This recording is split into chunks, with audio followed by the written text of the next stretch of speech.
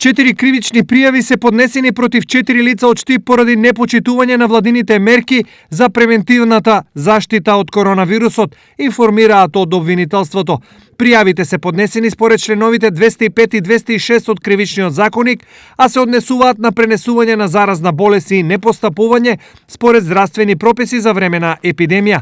Иако свесни за последиците, поединци не ја почитуваат мерката самоизолација, со што на коронавирусот му даваат огромен простор за офанзива.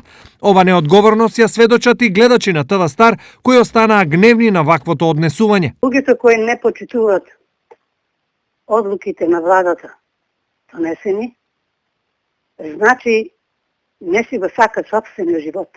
Голем ризик е да излезеш, а да си постар од 60 години. Ние, кои сме повозрастните, двете нози си ги ставаме у трн, ако стварно не почитуваме ништо што владата и државата донесува како закон.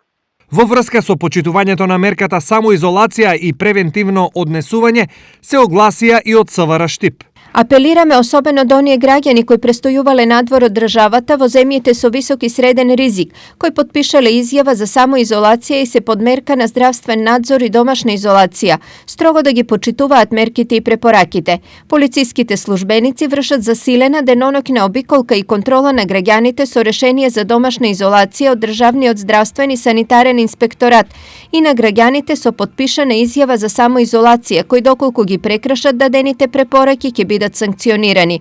Апелираме до граѓаните доколку забележат лица за кои имаат сознанија дека се во домашна изолација, а не ги почитуваат препораките, да пријават на телефонскиот број 192.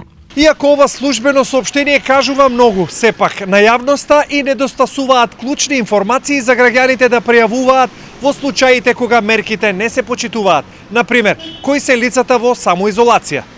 Ова дополнително ја комплицира ситуацијата, па од тука можеби и потребата контролата на движење да се стави за сите, нешто кое некои држави од нашето опкружување веќе го направија.